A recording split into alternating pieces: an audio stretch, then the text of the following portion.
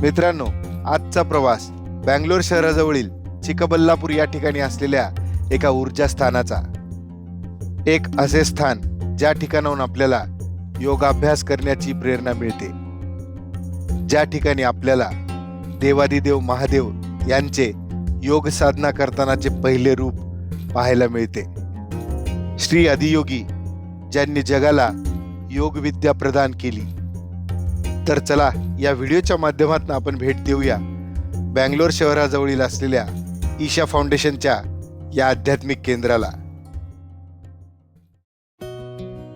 मंडळी, बँगलोर शहराच्या वर्दळीतून वाट काढत मी माझा प्रवास बँगलोर ते हैदराबाद या महामार्गावर सुरू केला. हा प्रवास करताना डाव्या बाजूला दिसणाऱ्या नंदी हिल्सच्या या डोंगर रांगा आपलं लक्ष वेधून घेतल्याशिवाय राहत नाहीत. शहरातून या ठिकाणी येण्यासाठी स्वतःची कार किंवा कॅबने येणे अधिक सोयीचे पडते, किंवा बँगलोरच्या केम्पकोडा बसस्टँड म्हणजेच मॅजेस्टिकच्या टर्मिनल 2A मधून चिकबल्लापूर येथे जाण्यासाठी बस मिळतात. फक्त 100 रुपयामध्ये आपण चिकबल्लापूर या ठिकाणी पोहोचतो. बसने गेल्यास हा प्रवास असा होतो. मॅजेस्टिक ते चिकबल्लापूर व चिकबल्लापूर बस स्थानकामधून आदियोगीला जाण्यासाठी बसेस उपलब्ध आहेत. आणि पुढे एका ठिकाणी या महामार्गावरून आपल्याला हे डावीकडचे वळण घ्यावे लागते. महामार्गावरील वाहनाचा गोंगाट आता कमी झाला होता आणि समोर हे निसर्गरम्य दृश्य पाहायला मिळत होते. महामार्ग सोडल्यानंतर अगदी 10 ते 15 मिनिटात आपण या आदियोगीच्या मुख्य कमानीजवळ पोहोचतो. या कमानीजवळ असलेल्या एका हॉटेलमध्ये खाण्यासाठी थोडा वेळ थांबलो.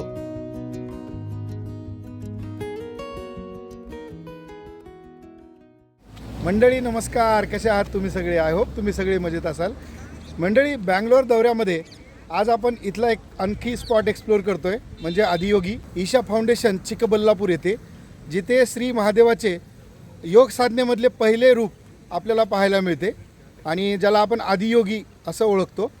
तर बँगलोरपासून एक साधारण 80 किलोमीटर पुढे चिकबल्लापूर नावाचं गाव आहे. त्या ठिकाणी हे मंदिर आहे. या ठिकाणावरून दिसणारी सभोवतालची डोंगर रांग फारच आकर्षक वाटते. इथे थोडा वेळ घालवल्यानंतर मी आता माझ्या पुढच्या प्रवासाला सुरुवात केली. हे ठिकाण माझ्यासाठी नवीन असल्यामुळे प्रवासात येणाऱ्या प्रत्येक टप्प्यावर दिसणारा निसर्ग निहाळत मी माझा प्रवास सुरू ठेवत राहिलो. मित्रांनो, ती आदियोगीची जी आत्ता मेन कमान होती ती क्रॉस करून थोडंसं पुढं आल्यावर तुम्हाला पाठीमागे जो डोंगर दिसतोय, हा डोंगर ॲक्च्युली या डोंगरामधले जे दगड आहेत ते फोडून इथे फरशी बनवण्याचं काम चालू आहे. ही जी फरशी आहे तर तिथला डोंगर फोडून बनवली जाते. इथं अशा बरेचसे डोंगर आहेत ज्याच्यापासून हे फरशीचं काम चालतं. तर वाटेत जाताना तुम्हाला हे ते पाहायला मिळेल. बँगलोर हैदराबाद हा महामार्ग सोडल्यानंतर साधारण 8 ते 10 किलोमीटर आतमध्ये या डोंगराळ भागामध्ये आदियोगीचे हे सेंटर आपल्याला पाहायला मिळते. साधारण 1 किलोमीटर अलीकडूनच आपल्याला श्री आदियोगींचे हे भव्य रूप पाहायला मिळते. आणि थोडं पुढे आल्यावर या ठिकाणी आपल्याला वाहनाच्या पार्किंगचे शुल्क आकारले जाते.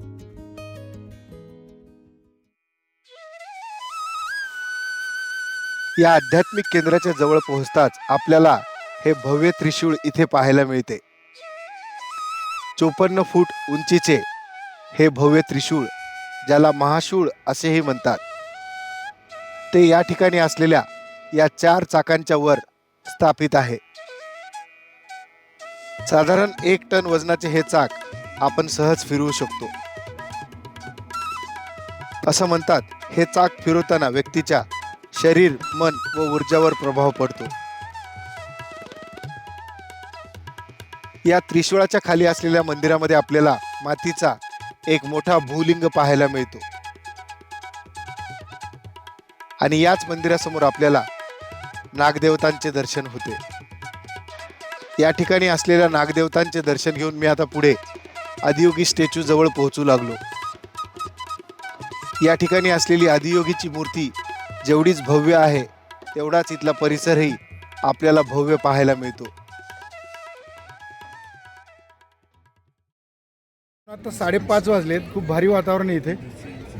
आज गर्दी पण खूप आहे. तशी नेहमीच गर्दी असते इथे, कारण बँगलोरमध्ये आलेले फिरायला आलेले प्रत्येकजण इथे येतात आणि विकेंडला तर बँगलोरमध्ये राहणारे पण बरेच जण या ठिकाणी व्हिजिट करतात, स्पेशली इथल्या लेझर शोसाठी.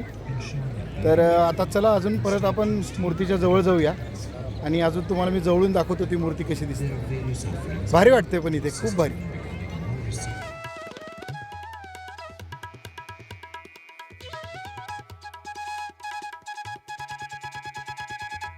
श्री आदियोगी यांच्या भव्य मूर्तीसमोर आपल्याला नंदी महाराजांचे दर्शन होते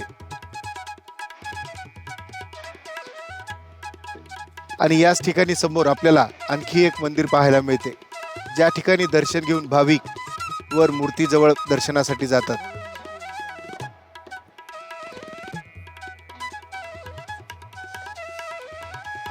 आता आपण आदियोगी स्टॅच्यूच्या अगदी जवळ आलेलो आहोत.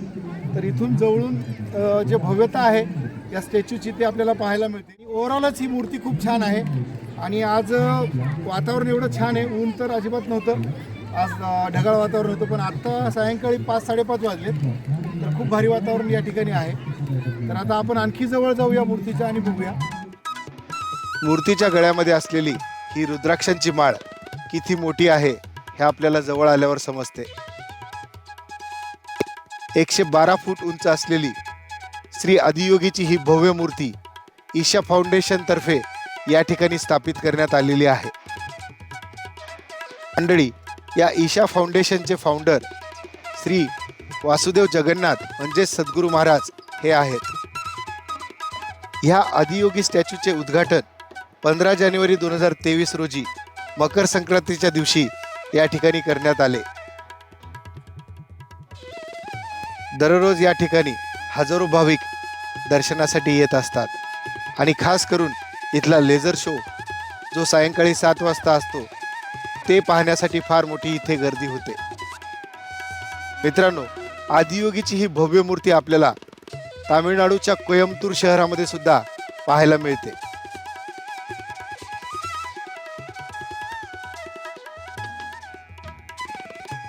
मित्रांनो, या मूर्तीच्या डाव्या बाजूला आपल्याला स्वच्छतागृह आणि कॅन्टीनची सुविधा उपलब्ध आहे. बरेचसे पर्यटक सायंकाळी या ठिकाणी लेझर शोसाठी थांबणार असतील तर या कॅन्टीनमध्ये थोडा वेळ घालवून लेझर शोची वाट पाहत असतात. खरं तर या ठिकाणचे मुख्य आकर्षण म्हणजेच इथे असलेला लेझर शो आहे, जो दररोज सायंकाळी 7 वाजता इथे दाखवण्यात येतो. तर चला आता पाहूया इथे असलेला हा laser show.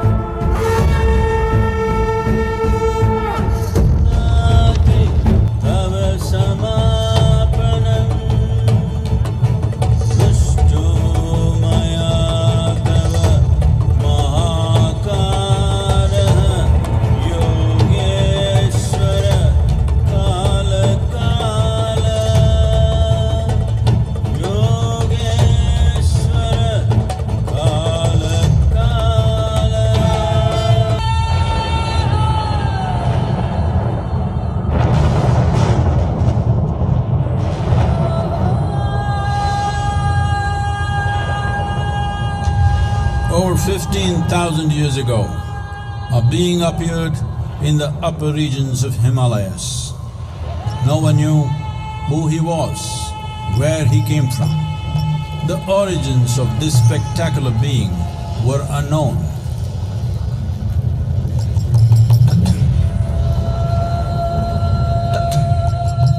When his ecstasy allowed him some movement, he danced wildly.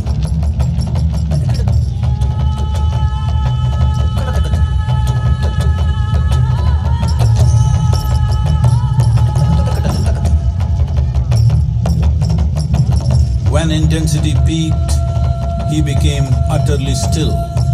People saw that he was experiencing dimensions that no one had ever known or able to fathom. His ecstasy and intensity allowed him to transcend his physical form. Witnessing an individual human in union with the cosmos, they called him a yogi, as he was the first one, the Adi Yogi.